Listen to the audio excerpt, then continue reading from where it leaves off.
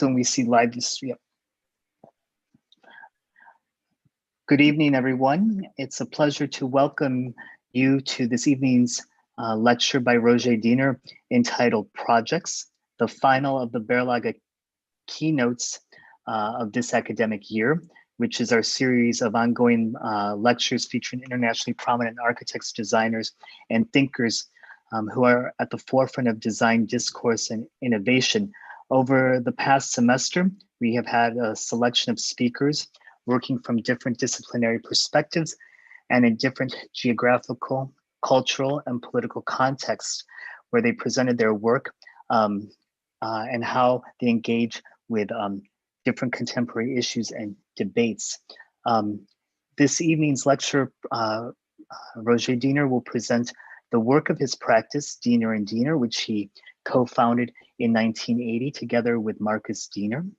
From 1999 to 2015, he was professor at the ETH Zurich, where he co-founded the ETH Studio Basel Contemporary City Institute with Marcel Miley, Jacques Herzog, and Pierre Demeron. Obviously, we had originally planned this lecture thinking that it would, as the last one in the series, that we would hopefully be able to do it in person. But unfortunately, for obvious reasons, we are not at that moment yet. But nonetheless, we thank Roger in advance for agreeing to maintain his commitment to speak in the series by presenting tonight's online lecture. So thank you again, and I would like to give you the screen. So, and I hope this is one of the last times we have to say that. Thank you. Hello. So good evening, everybody. First of all, thanks to Solomon to invite me tonight. It's a pleasure to discuss our work with you. And I have chosen quite a series of examples of our work that I think might help us and help you to understand what is running our practice. So our work as architects focuses on the city as an overlay of built structures. In our concept of architecture, we are also seeking to understand the shape of the city's gestalt all over again. This means that each project involves analyzing the unique aspects of a city at a specific place, gathering and mapping also all sort of soft and hard data, and finally, very important, forming our own subjective perception of the place. For us, the most fascinating description of the city has always been Louis Mumford's in his 1938 book, The Culture of Cities. Citation: "The city is a fact in nature, like a cave, a run of mackerel, or an ant heap. But it is also a conscious work of art, and it holds within its communal framework many simpler and more personal forms of art.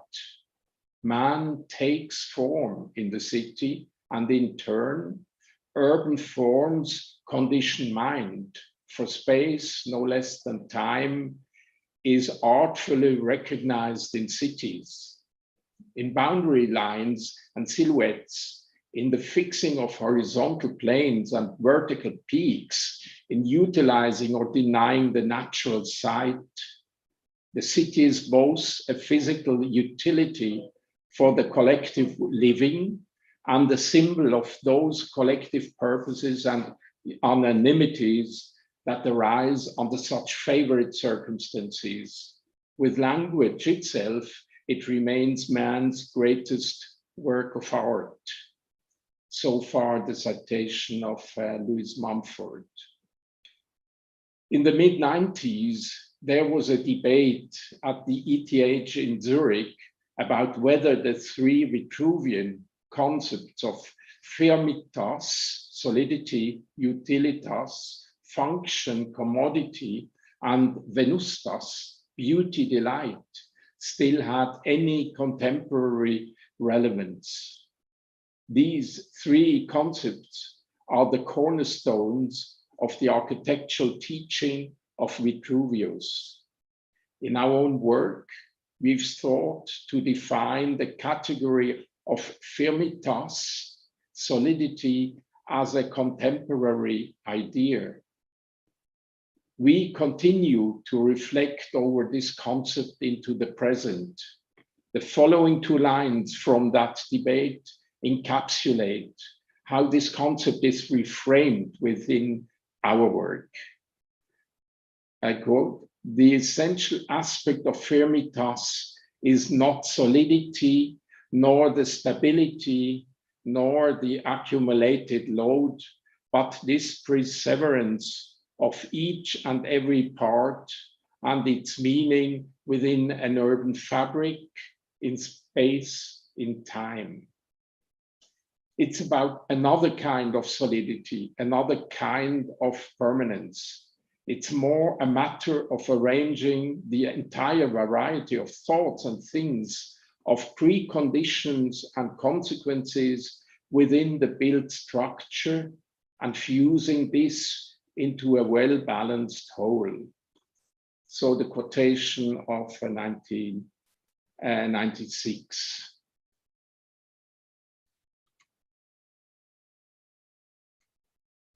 Just a second.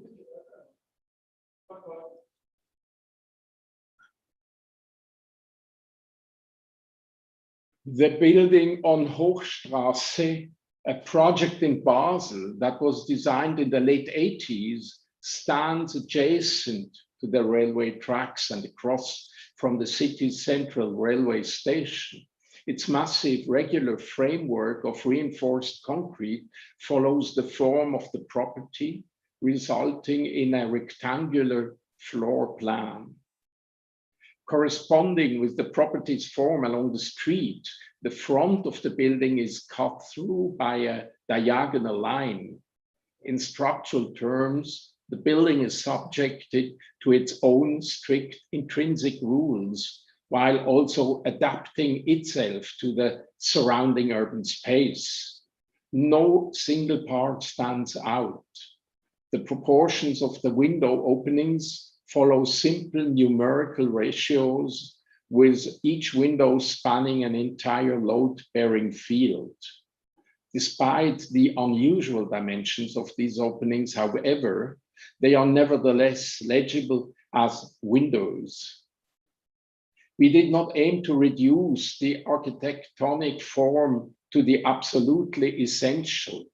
Instead, we sought to achieve a simple interplay between architectonic elements and other aspects to develop a spatial and structural fabric from our perception of this place, of its urban role and its architectonic elements.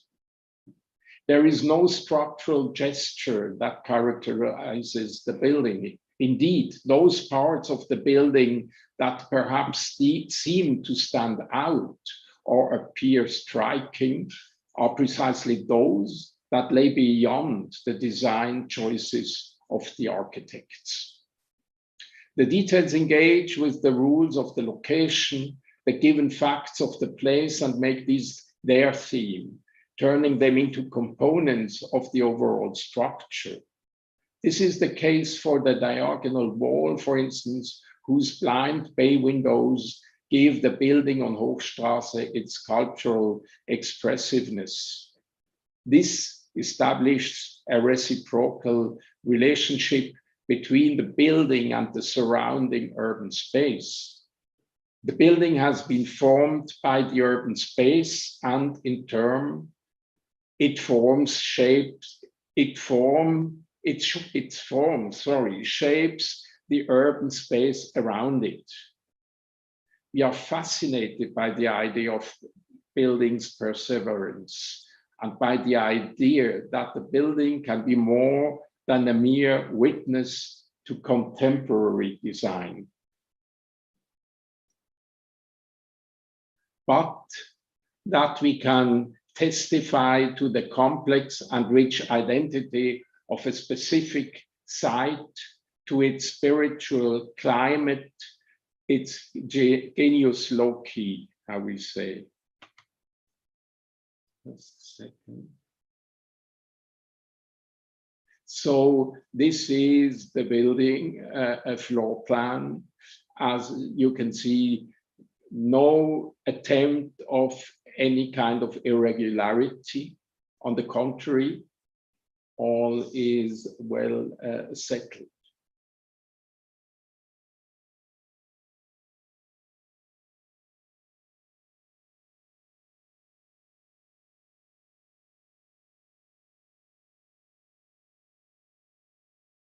Considering a project that we designed in the same period in the late 80s in Köln, Marienburg, people have sometimes related this building built for the Gmurzinska Gallery exclusively to the artworks of the Soviet avant-garde, which indeed the gallery has for many years systematically collected and published.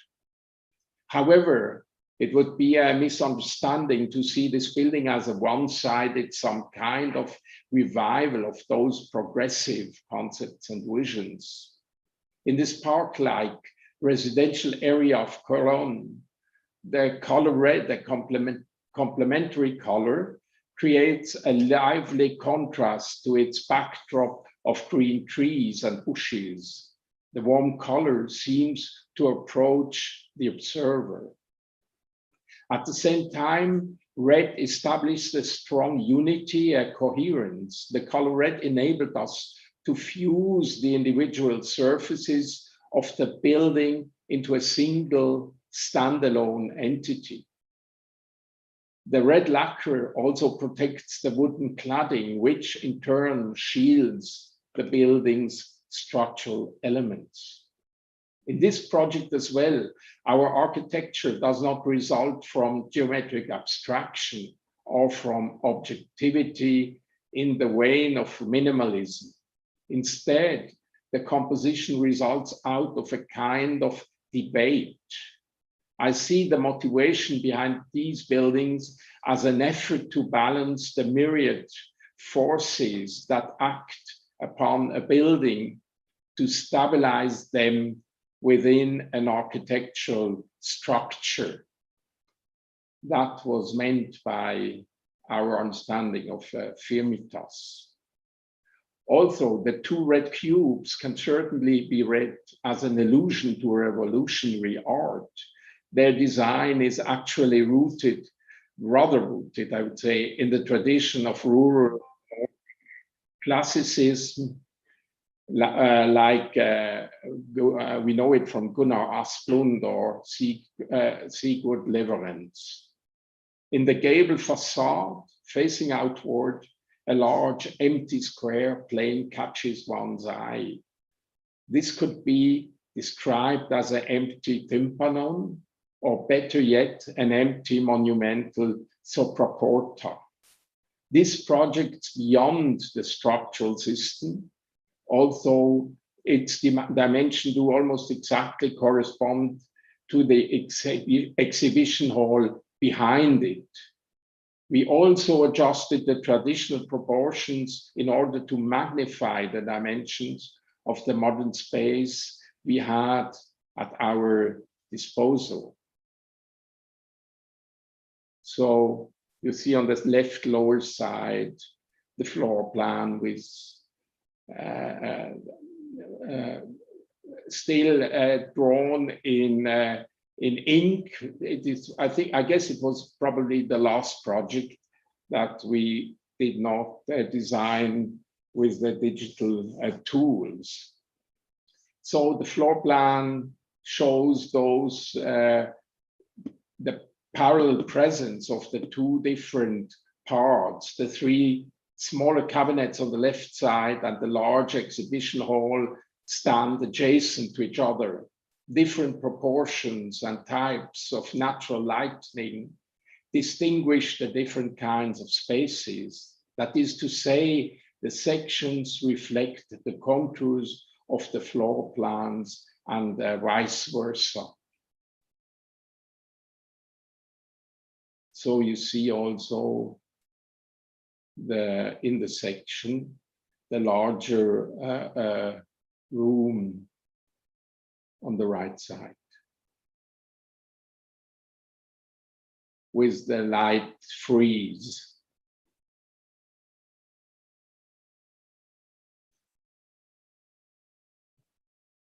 The architect and art critic Martin Steinmann, with whom we spent a great deal of time thinking about and designing architecture, has written about this office building in Basel. Please let me share this quote with you. Quotation: "This building demands a form of site in which we regenerate the work on the basis of rules that it generates. The act of seeing becomes productive. These rules are simple. They consist in the fact that for the 5 upper stories, the sides are divided into 3 equal segments. 2 of these segments are taken up by a large window, which itself has 2 segments, while the 3rd segment is taken up by a yellow wall.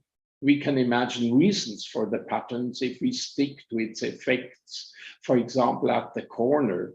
But whatever reasons there may be for the patterns, it seems ever changeable, and in our productive act of seeing, we regenerate the pattern ourselves by seeking to understand it.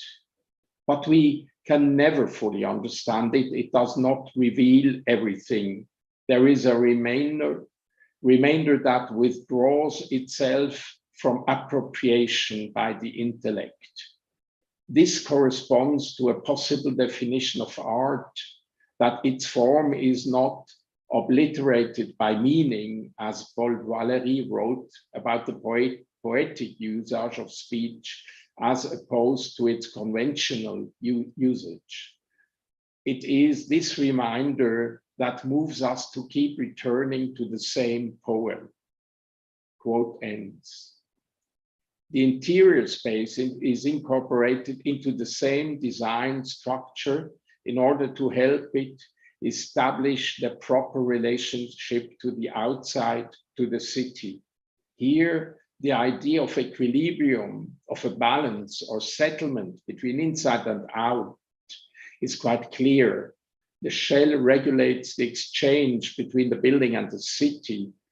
You might say that here, solidity is achieved less by the mass weight of the structure than by an equilibrium of the various design forces that bear upon this place, upon this building.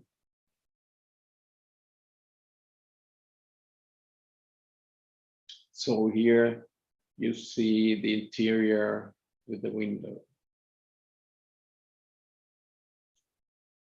So what closer to Delft, the apartment buildings on KNSM and Java Island in Amsterdam from 1995. In this project for 2 residential buildings in Amsterdam and Amsterdam's old East Harbor, our efforts to fuse diverging, entirely different structural elements into an overlay in order to create an entirely new whole led to unexpected results. The harbor's industrial usage had become obsolete. In the place of industry, the harbor area had been urbanized over the course of the 80s and 90s. Here, therefore, our references and experience of place were not tied to the theme of the urban quarter and the residential building. Here, one of those reference buildings, storage buildings, beautiful. So here the site plan showing the, I'll try to, yeah. That's the second, showing here that one and the court building.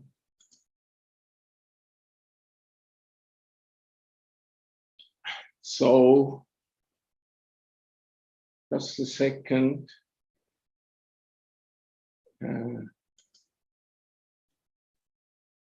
Yeah. Now I'm back. For one of the buildings, the Courtyard Building, what resulted was a structure with parallel spatial planes in which rooms of equal size were warehoused. These rooms have an offset arrangement and, as they might be in a warehouse, adjoin each other without corridors. The experience in the individual apartments corresponds most closely, perhaps, to our experience of retroactively installing apartments into industrial buildings. It was almost as if layers of different usages were being deposited in these rooms. However, we strove not to render this as a narrative dictation, but in the most logical, unspectacular synthesis possible.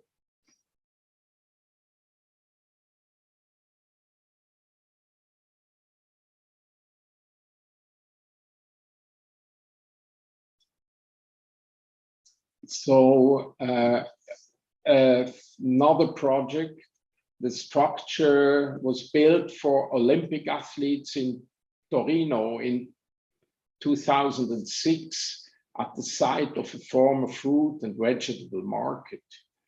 Here, the arrangement of the apartments has an almost informal quality. They are interlocked, enmeshed. Each living unit spreads itself out until it hits up against the next one. The apartments are almost like squatters. The bathrooms are just as much as part of the structure as the rooms of the apartment would typically be. They also access the same large windows.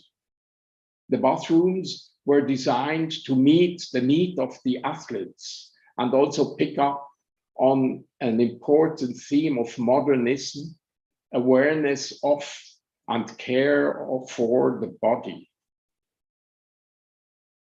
You can discover the bathrooms too, like other aspects.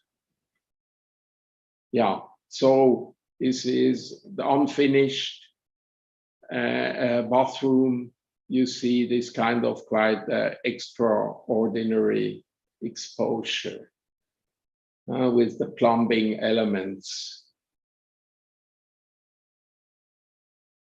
So here, how that building looks like from outside. Ultimately, the interpenetration of type and use began to influence our conceptions of urban planning. The Malmo University was first founded, or only founded, in 1995, when it was discovered that the high unemployment figures in the Swedish harbor city were attributable to the population's poor education levels, at least the academic education levels. The city acquired the enormous grounds of a discontinued shipyard in order to construct a university center there, directly in front of the train station and the city center. The plans called for a coherent urban design scheme to organize the urban space and the rebuilding sites. You can discover it in the upper left part. This meanwhile former industrial site. Here, the different stages, the issue of development.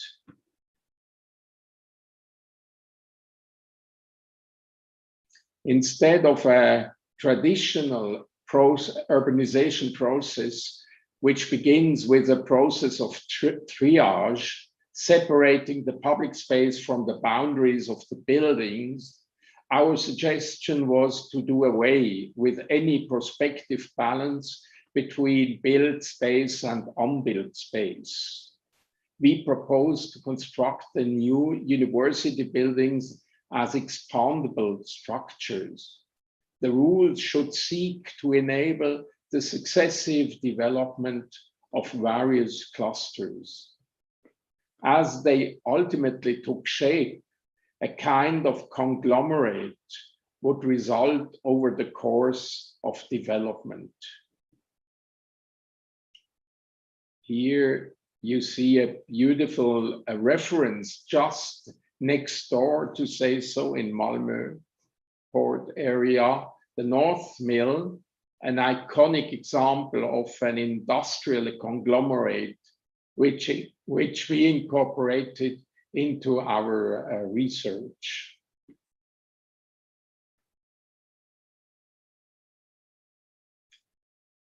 In addition to the master plan, we were commissioned to design the university's first new building, a learning center and library open to the public 24 hours a day.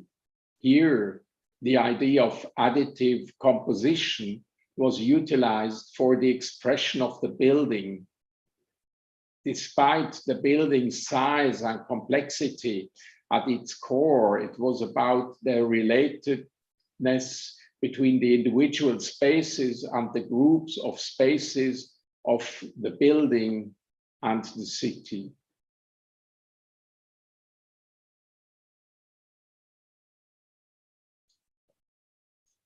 Hope you have still the strength to follow. So the project for the Swiss Embassy in Berlin consisted of two major tasks: to convert the existing Stadtpalais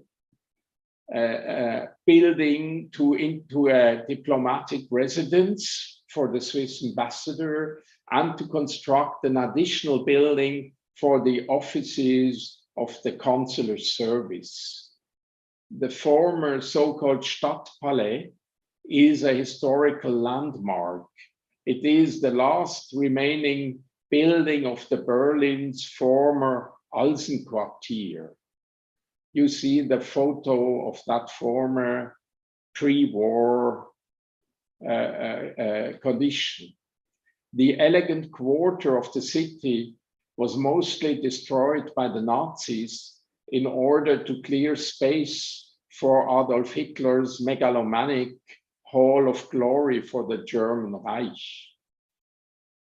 But in the shadow of the former Stadtpalais, Russian troops occupied the Reichstag, bringing the Second World War to a symbolic end.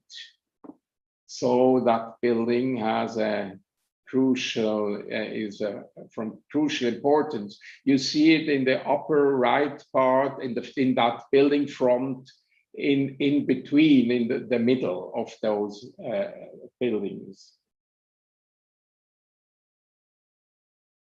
And you see it the other way around here within the new fabric of the German government area, with the Bundeskanzleramt on the left side of the little black building, which is the Swiss embassy and consulate, and then the buildings for the parliament on the right side, and the Reichstag, where you see just the upper part, because it's unfortunately cut on on the lower side.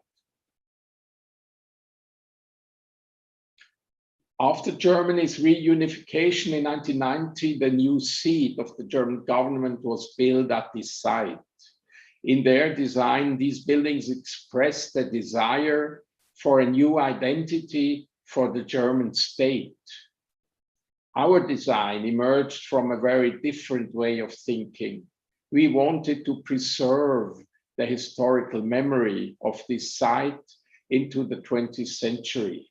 We did not want to erase the traces of destruction that remained at the site, and with them erase the violent traces of the Nazi past. The raw concrete gives the addition of an archaic look. It more resembles a timeless, essential form of the building, almost its own type of building. There are openings in its southern wall, but no traditional windows. Instead of offices being revealed on the front facade of the addition, what opens up is a system of stacked atriums. You see, you might figure out. Very early on, we began working together with artists. A collaboration of this sort involves certain aspects of design that are not possible to express or realize using exclusively the means of contemporary architecture. A place acquires its identity over time and emerges in complex relationships, which include aspects of the beautiful and the ugly, the permanent and the impermanent. Integrating these aspects into building is the thing that interests us the most. For this reason, we have also exposed our buildings to artistic processes. The artistic and the architectural project become one, with neither losing its identity. Here, the artist Helmut Faberle designed the relief for the west wall. This was cast on site in rough industrial concrete. The relief invokes the memory of destruction. In this project, the past remains present in all its facets, as a volume, as a material, texture, and color.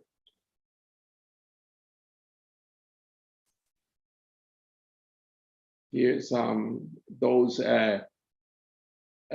stacked atriums, one of those floors.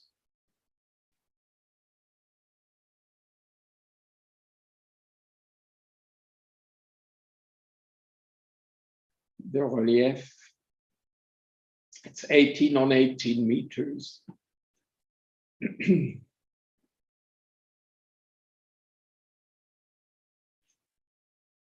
Designing the new headquarters with offices for the Novartis campus in Basel, we faced a different challenge. The building needed to have a pure open space organization for its workplaces while serving as a front building of the campus. The core of these spaces is turned inward, and they surround the building shell in a single peripheral layer. There are no traditional window openings of the sort we have used before, whose function is to almost address the space. Instead, the shell of the building is experienced from the interior space like an all-encompassing panorama. The windows have dematerialized. So that was really a new a task for us, because that organization of the interior space by the windows, its size and its materiality was still for us the key factor, the key element to develop interior spaces until that moment. So you see that floor plan that is basically it's one single hall per floor. Even those conference rooms, large conference rooms, they were not built. So it is even more, it turned out to be more radical. We tried to find an expression for this new experience. Furthermore, the building wasn't meant to be defined by an architect's signature, but instead to achieve what we called a universal expression. In striving for this, we remembered the magnificent library at the University of Mexico. In this iconic work, the architect and artist, Juan O'Gorman, withdraws behind the structure and its monumental mosaic. So it was not what we call today a signature building, but the building got an extremely strong and power of meaning and of identity for the Mexico City University, but by the quality of its skin, that beautiful mosaic, which with themes of the history of Mexico and the Aztecs, and up to contemporary times, really one of the most impressive buildings of modern times we know. So back to ours, this shell is meant to be experienced from both sides, inside and outside. Together with us and Gerald Wiederin, Faberle created a grandiose achievement, a facade. The floating colored panes of glass pay homage to the expressionist conjurations of an architecture dematerialized into glass in the vein of Paul Scherbach. Yet, at the same time, as you approach the building, coming under its masses of layered glass, you imagine that you're standing under the rusticated base of a Renaissance palace, somehow set into motion.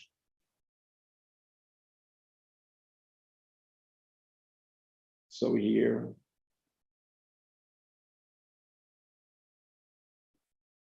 the newest building as a headquarters is the Swiss Re building in Zurich, as another example of that kind of open building within our work. The building stands firmly in the sequence of standalone buildings along this city row along the lakeside. The shell of glass waves puts in an immediate relationship to the lake and the surrounding landscape. The idea was to find a resonance with the predominant theme of Swiss Re. That means a Swiss reinsurance company, the relationship of society to nature, considered as both the protective foundation of life and at the same time as humankind's greatest threat. So because those reinsurance company mainly insures risks of provoked by the nature and by the human abuse of nature.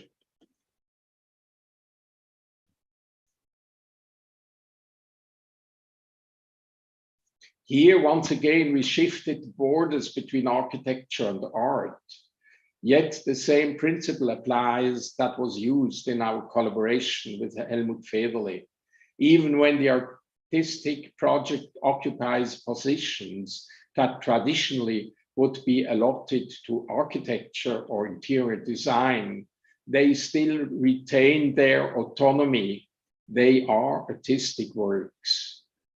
The art in this building is not immediately visible from a distance, but it is no less present than in the building for Novartis in Basel, the opposite, in fact. In tandem with the building construction, monumental works were constructed by 11 artists under the curation of Anne Keller and Beatrix Roof. The complex spatial structure of the building is designed in a very open manner in order to leave enough space for the artist's work. So I'd like to show you quickly some of the 11 Kunst artist projects there. So the fabulous glass window by Kerstin Brach from New York, and also by her a sgraffito, which has is also impressive in size, but is a very beautiful, delicate work. Then this is My Two Parrot, an artist living in Geneva, and the French-English artist Marc, Camil, Heimovics. They did curtains, and they even did some curtain designs together, and some themselves. So this is about the surfaces in a whole entire floor that they were painted by Helmut Faberle, the well-known Austrian artist.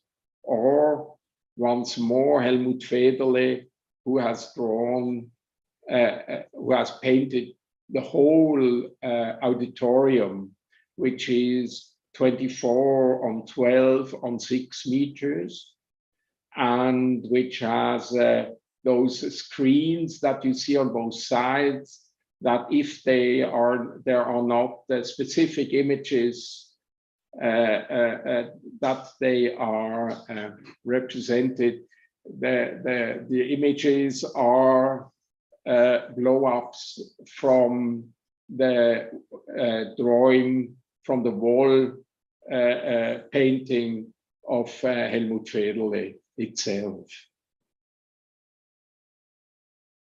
Yeah, and this is this kind of quality we were seeking, that was in an intense relation, not only to the front and to the lake, but also to the back and to the hill behind the house.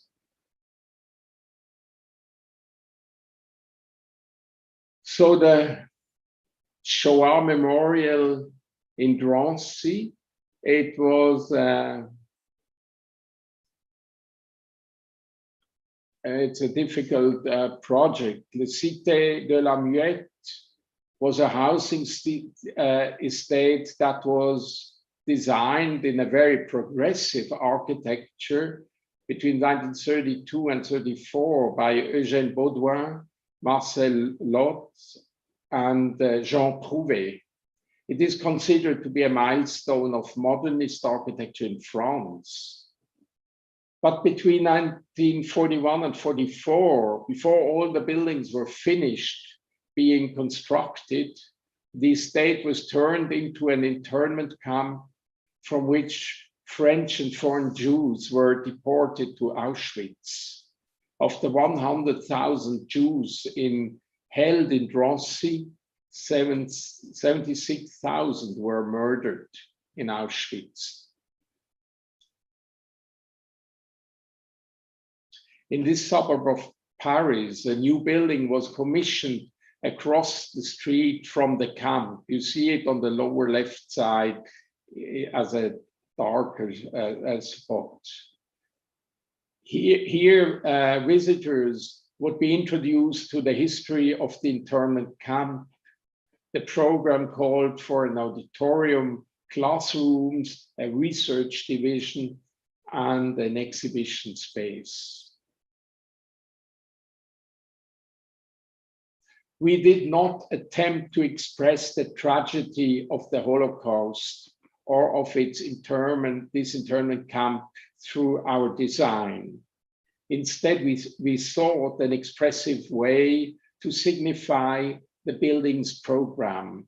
Floor by floor, visitors undertake different activities that, in their totality, safeguard the work of memory. So we called this project Mémoire Composée, so stacked memories. So you see, it's facing the Cité de la Muette, which of course is a very specific, very special monument, because today it's housed by it's a location of regular housing by inhabitants that they have, of course, nothing to do at all with that past of those buildings. The various activities, which range from researching the still unexplained fates of victims to transmitting the history to subsequent generations, are what we sought to represent in the facade as well, rather than employing the rhetoric of a memorial. The concept of the facade evokes a biological section, revealing the different layers of a specimen. So here you see the view on the refurbished settlement of Cité de la Muette. What you can see is that we built a large model of the Cité de la Muette opposite, and with a lot of indications explaining what really happened at that moment in that camp. So the floor, the entrance floor, reflecting the Cité de la Muette, and when you enter to the building, you approach, to say so, the virtual, by the virtual image, the Cité itself. In recent project, the redesign of the Foxhall Gallery Foundation in Warsaw, we once again engaged with this theme, framing the interaction between inner space and urban space, using a shell to emulate a proscenium of stacked stages. The original you see here dates back to 1963. The Foxhole Gallery, which uses the top 3 floors as an exhibition space, decided to renovate the building to increase the wall space that the steel and glass construction could no longer offer. To this end, alternating facade elements were used to structure and to define the building externally. While the barbershop on the first floor remained untouched, the exhibition space on the top 3 floors gained new freedom and versatility, a fact that is clearly communicated by the play of the external relief. The entrance and the stairwell were left unchanged. The stairs bring visitors to the exhibition space and to the roof terrace. A floor with the archive has been set up as a gallery's workspace. The terrace above, the newly added parapet, has also been converted into an exhibition space. Here you see that section, regular section, and some photos of the gallery space.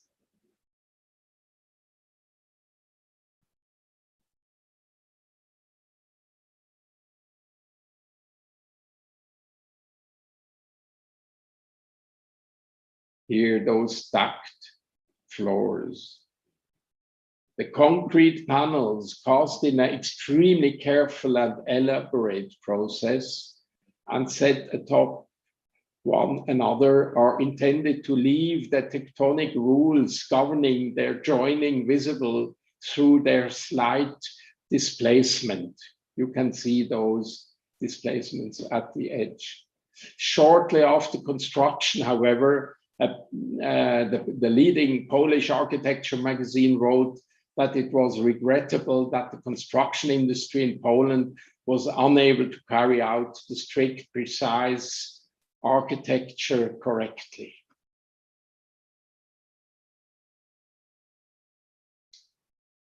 So both the building of the Museum of Natural History in Berlin and the collection it houses are architectural, historical, and scientific monuments with fascinating contemporary relevance. The collection continues to grow every week, and it's a vital source of today's research in biodiversity. The construction of the east wing of the museum, erected between 1885 and 1889, according to designs of August Tiede and destroyed during World War II, was therefore also a task of both collections, history and architecture. Every single design aspect may be explained by way of the other. Here you see that the destroyed wing that has to be replaced. And you see it on the right side. At the core of its internationally renowned zoological collection are the animal preparations. They are, however, sensitive to light and preserved wet in 276,000 glass containers. So it was about to build the containment for those large glass preparations that were stored in those glasses. We suggested that the visitors would be allowed to conduct around these shelves to grant them access to the containers from all sides. The air and the humidity to store these extremely valuable preparations is conditioned in an optimal manner, and the collections is now structured in a way to create the most efficient preconditions for scientific work. That means also there could not be windows anymore in that new wing. So you see, however, how it is organized, the plans and all those elements, they are stored in a scientific way. They are logically, they are accessible from inside, where they can be collected and also be examined and researched by those researchers. So you have no indication outside about what specimen it is about, but you are really in this incredible world of biodiversity, of hundreds of specimens that at first sight look the same, and only once you get an instruction, you would discover the differences. So it is really a completely an impressive world that visitors may discover. Now the skin, the facade of that east wing. You see, we casted elements in concrete, and we casted the facade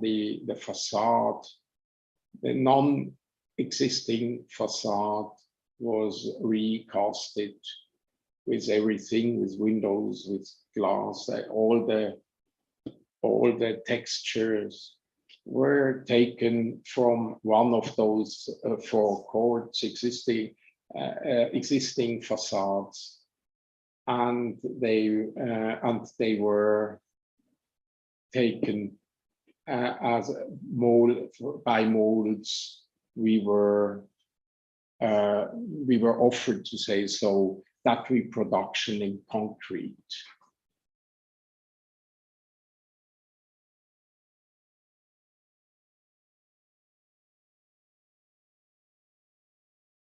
So we had a lot of presentations and issues, and whenever we had to explain our approach, we have chosen this this work of Paul Klee. It is similar to the reconstruction. Our work was seemed to us similar to the restoration of the artwork Tierschicksale. It was a painting that was by Franz Marc from 1913, that was partially on the right side damaged during First World War, and Paul Klee restored it by completing the missing part without desaturated colors in 1919. And that was for us also that key, that in a certain way, without erasing what happened to the painting, Paul Klee, by that way, was able to regain the whole composition, the original composition of the painting, and we found that a striking example and stimulating even for ourselves during that process. So the surfaces accurately absorb and continue the modulation of the architecture, brickwork, joints, sandstone, cut stone, and its concrete additions combine into the new facade. The overall appearance of the rebuilt wing remains marked by its history, destruction, and renewal. In the wall cast from concrete, the tectonic structure of the building has become irrelevant. Maybe the reason for the slightly disturbing effect of the new facade, which may recall surrealist methods in the visual arts. For instance, the frottage of Max Ernst, rubbings on paper that reproduce the edges of the underlying object. In fact, we as architects for once did not design any facades. It was the process as such that led to the design of the rebuilt East Wing. The cast relief lets the actual facade shimmers through without, however, being able to repeat it, as if something has been superimposed over a long period of time. So that was the last example. So thank you so much for your attention, and hopefully we will have a dialogue. Well, thank you, Roger, for a very beautiful, very literary lecture. I think it's been a long time since I've heard something so thoughtfully spoken. We do have some students who have questions. I understand that Jacqueline has a question to start off with us. Jacqueline? Hello, thank you for the lecture.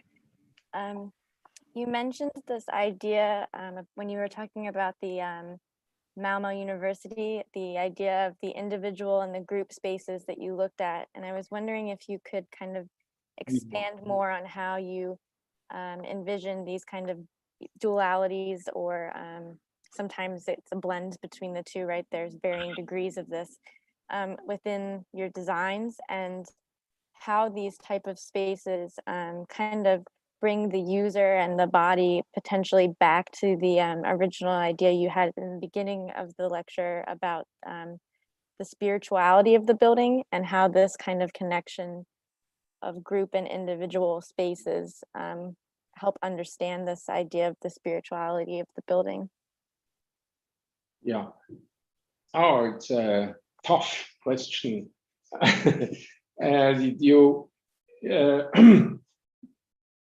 I think that, of course, we architects, we consider buildings have something like a soul, like unique history, and the unique which created their unique presence and unique beauty, and that has, of course, to do with the type of building, with its also with the use through years and sometimes centuries, and it is sometimes that identity, that specific identity, is a very precisely is a very precise kind of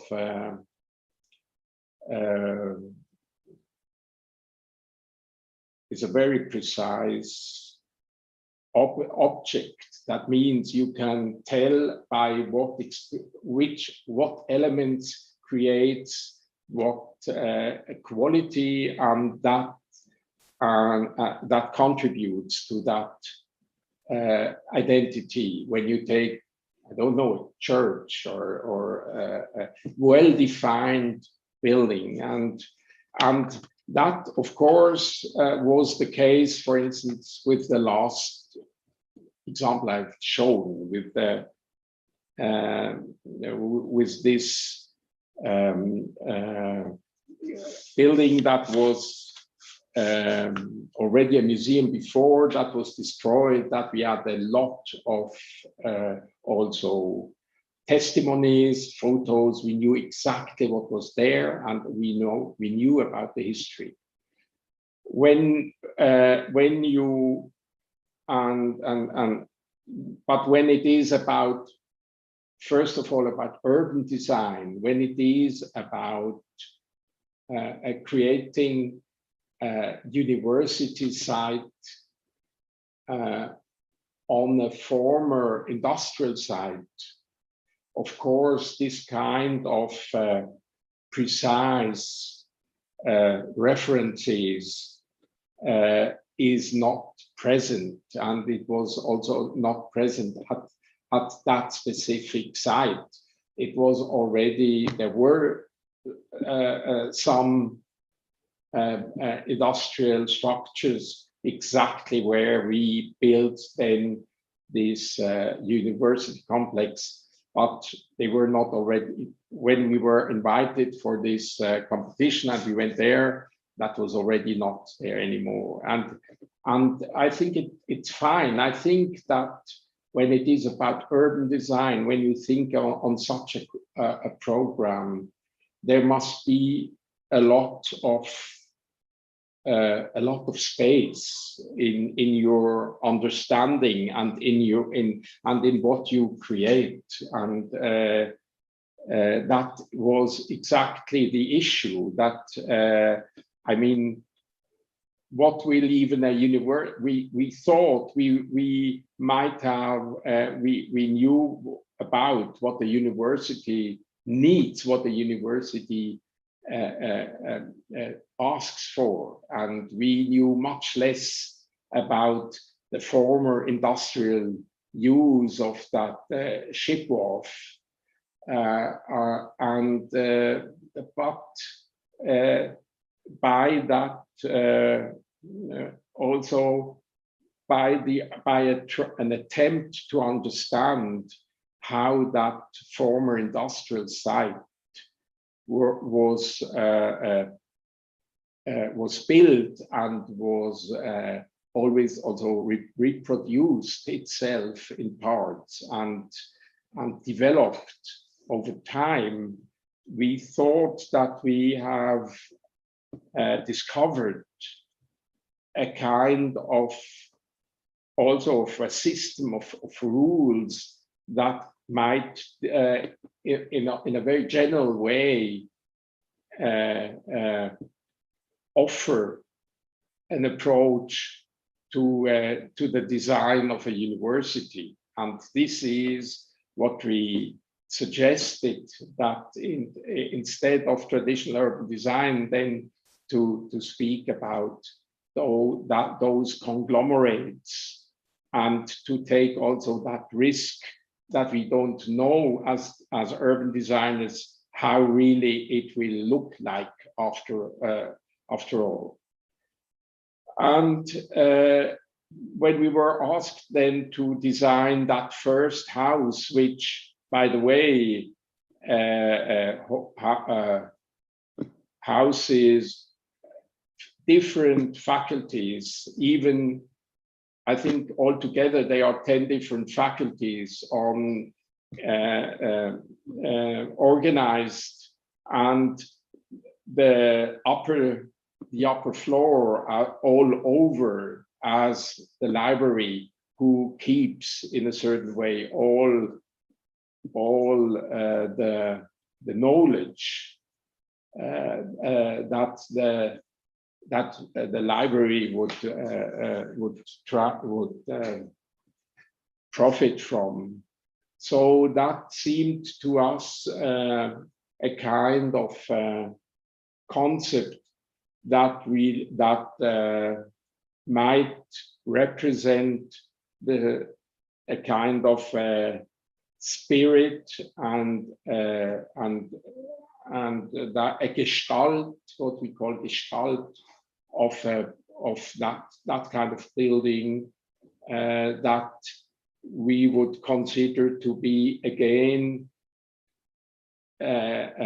unique and also representative and open at the same time for that new university, because the university itself, which is also something completely outstanding, was just founded in those years, where all over Europe, to save money, faculties were consuled. And we, of course, faculty buildings and university buildings, they are everywhere entirely different. We just finished in Pisa, for the Pisa University in the historic center, one building, and of course it looks entirely different. So there is not one way to follow with one design. I don't know whether you got an answer by that. No, yeah, I think it really depends on the program and the space, but it's interesting to understand kind of this idea of the user and how sometimes the user wants to be, especially in schools, the user wants to be private and in their own secluded area.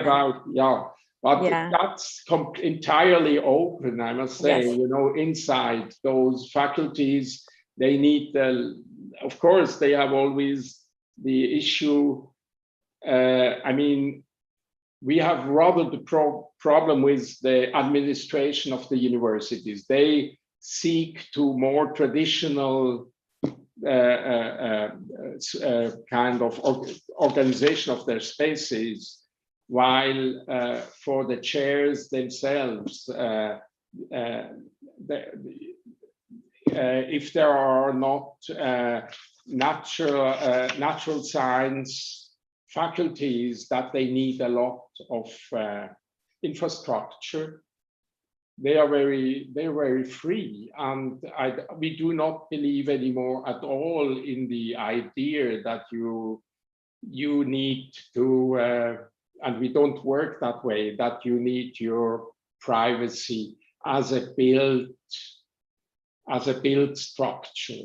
I don't think that is necessary. I mean, there were of course, there was the only kind of beautiful examples I know where one tried to create identities that they would answer specific uses for collaborators were probably from Hermann Herzberger in Apeldoorn, his famous building, where but I think this is really, this is not our time anymore. And we work and we live in moments of transition. And I think we try also to create, also it has not, as you have seen in the floor plans of Amsterdam or of Torino, it doesn't mean that you don't have walls, but but on the other hand, there is always this flow. I think that is necessary today. Okay. Thank you. Hello. Hello. Thank you so much for the lecture. I actually had two questions. The first one is quite broad in the sense that in the beginning, you sort of had a good definition about how architecture is like a form of art that constitutes a city. And you mentioned that your designs try to shape the urban space around it, but Yeah. the city is in a way like an ever-changing or ever-growing canvas, right? So how do your designs respond to the growth of the built environment? Like I remember you mentioned in the university master plan that the design process had this notion of the play between the built and the unbuilt and this idea of expansion for the future. So how often does that happen? I think the first case is, of course, the more often one, that one of this small office building, that was the first example, that really you have to work within tight given conditions. And I think that's the most, that's the, in a way, the best that can happen to you as an architect, or at least as a young architect. I was also, it was the beginning of the 80s. I was also a quite young architect at that time. And this is this kind of exchange of trying to figure out that body of a house that would really follow and incorporate those conditions that are given to you, and in the same time to also to be so responsive at the same time to create a structure that offers rules that they are coherent and obviously kept rules of geometric conditions and other structural issues, and to create this kind of stability also of a concept to which incorporates all those conditions. I think that's really beautiful work to do, and this is what very often we try to do. And I would say that this this idea of the master plan that we suggested even to offer that opportunity that any faculty or any institute might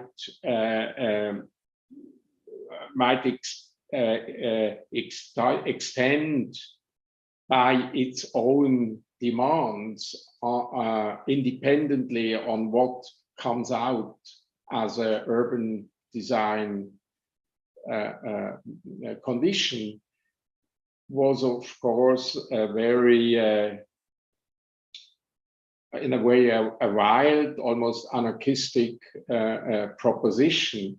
And that would only work within such a large industrial field, but would not, of course, work within a given, well-structured European city condition, where you have to respect a lot of rules, of course. Right, definitely, it's an ideal scenario. Yes and no, yes. I think it's the most difficult one, by the way. Yeah. And the second question was, actually, I particularly enjoyed the projects that you showed with this interdisciplinary approach between architecture and art.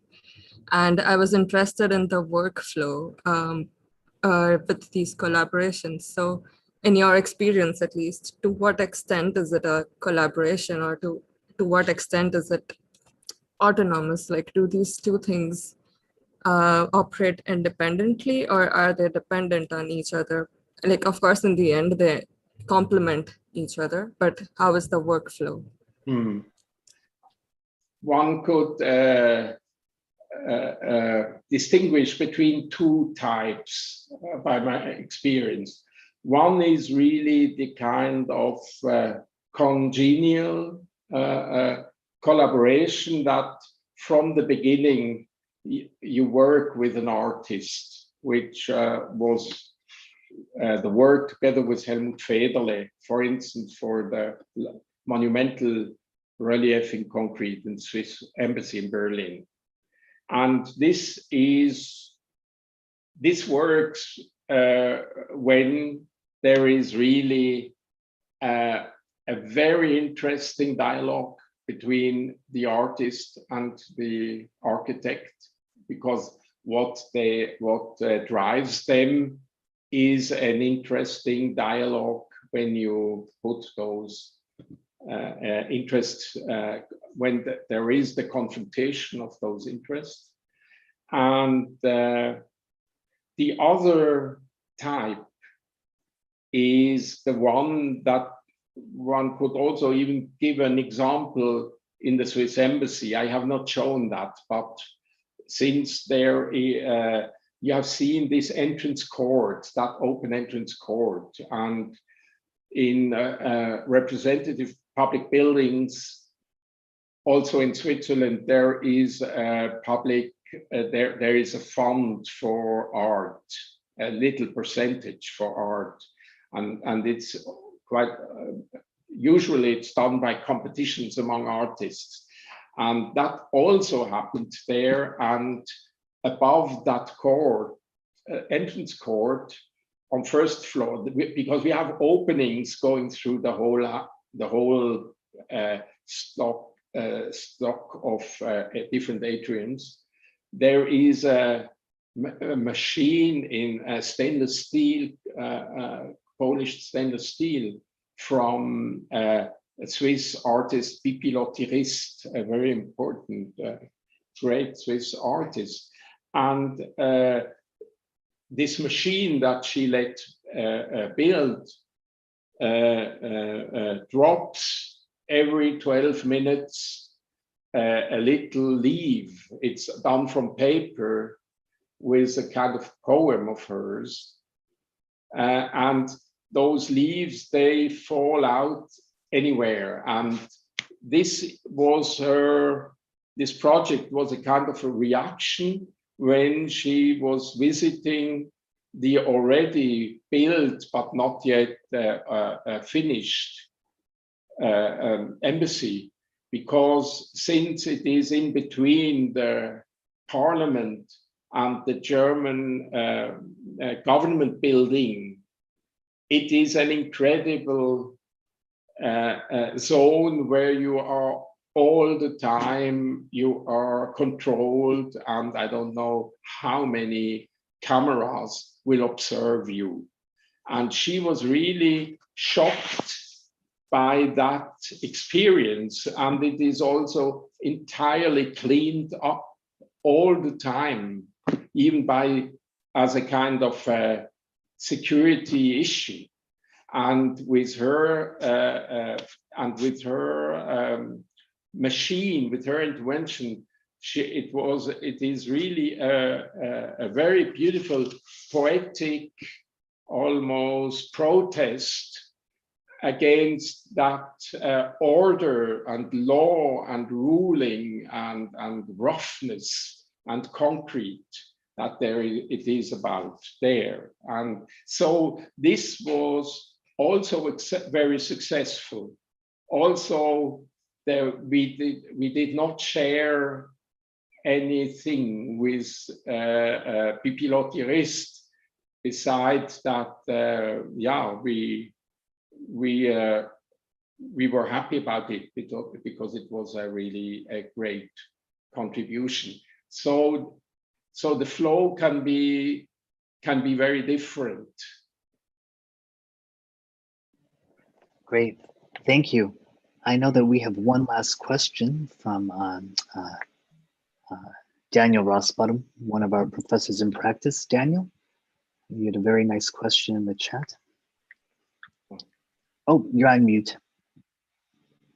Oh, I don't hear you. No, thank you. Sorry. Greetings from a London sofa, Roger. Salomon very kindly let me into the room with his students, and I hope I'm not taking up space that they should be having to ask you questions. But I was just very interested by something you said right at the start of the lecture. You talked about the building as an overlay, or the city as an overlay of built structures, and about the way in which the particularities of a specific urban condition can be inscribed or renegotiated within what are otherwise quite didactic structures defined by the architect or the engineer. And when you showed the building on Hochstrasse, you proposed that the figure of the building was defined by that which was outside of the rational design process in some way. So I wondered if you could expand on that thought and reflect on the subsequent way in which a new building acts as a layer in that overlay, and the reciprocal impact that it might have on the city that in its turn defined it. Or to put it more directly, can a building order a city? Yeah, I don't think that there is in a book I published with Martin Steinmann, there was always one quote that telling that the best, the most successful that could happen is if you achieve to control and to regulate complex urban condition by one building I mean, this is not in a way true. That was also my understanding at that moment when we discussed that. But I mean, there is this kind of still very impressive debate of Bernard Huet that he juxtaposed the city urban design and architecture, and he said that there is always the confrontation between the urban design, the city that demands that architectural production would follow and respect the rules that they are given, and that that the house would become a valid part of the given ruling. And on the other hand, architecture as an expression of art that also gains its identity by its difference, so that architecture basically asks for the difference, and the measure for the interest in a building is the difference than what you experienced before. And so I think that within those two poles, and I think it's really a very, very bright presentation of Bernard Huet of this scheme. So I think, I mean, it falls back to, I would say, to also to the urban design theories of the rationalist architects and of Aldo Rossi, and that of course there are always buildings that they really would form the city. And in our, I mean, surprisingly, in our mental mapping of cities, when we think on cities, we seldom think on contemporary architecture. In our experience, we even not so much one building, but we really consider, and we keep in our mind urban design situations and monuments, squares, market halls, churches, cathedrals, museums, and so that stuff.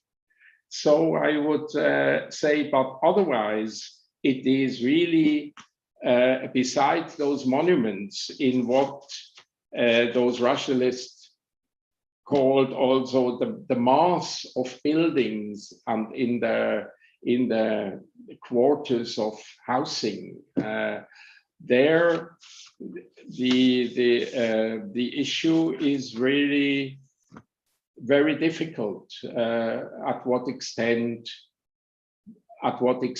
today's architecture as a energy of and as a ambition of an artistic work would really make sense and could really contribute in a positive way to the development of the city.